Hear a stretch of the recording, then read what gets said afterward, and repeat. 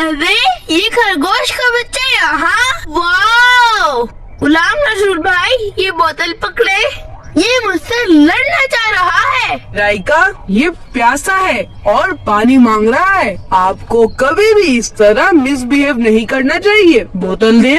क्यों? इसमें तो मेरे पीने का पानी है ना। राइका हमारा घर तो यहीं करीब ही है, आप तो घर जाकर भी पानी पी सकती है ना।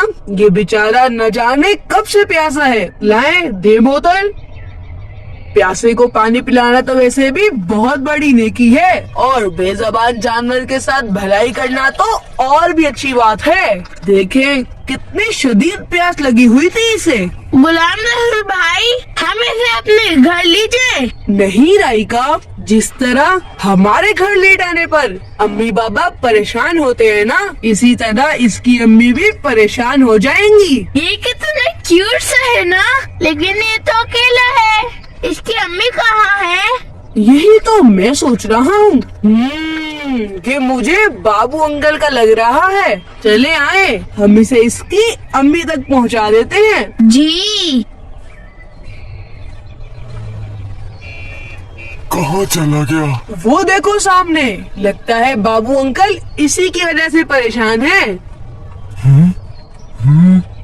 बेटा बेटा गुलाम रसूल, बेटा आपका बहुत बहुत शुक्रिया। मैं तो बहुत परेशान हो गया था। इसकी माँ तो खाना ही नहीं खा रही थी। शुक्रिया की कोई बात नहीं। हमें जिस तरह इंसानों की मदद करनी चाहिए, इसी तरह जानवरों की भी मदद करनी चाहिए और उनसे प्यार करना चाहिए। अगर कहीं परिंदे या जानवर अकेले हों तो अपने बड़ों से कहकर उन परिंदों या जानवरों की मदद करनी चाहिए, उन्हें पानी पिलाना चाहिए। हो सकता है अल्लाह हमारी इस नेकी की वजह से हमसे राजी हो जाए। लेकिन ये अपने हाथ में गाजरें क्यों पकड़ी हुई है? बेटा गाजरें शौक से खाते हैं खरगोश। गुलाम रसूल भाई मेरा भी गाजर खाने का दिल कर रहा है। ओहो राइका, कहीं भी कुछ देखकर इस तरह फरमाइशें नहीं करनी चाहिए। अब हमें घर चलना चाहिए। ठीक है बाबू अंकल, अल्लाह हाफिज। अस्सलामु अलैकुम वरहमतुल्लाहि वबरकातुहू।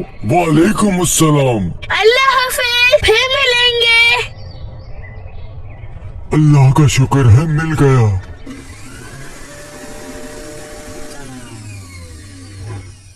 वाओ, आज तो मेरा भी जूस पीने का दिल कर रहा था।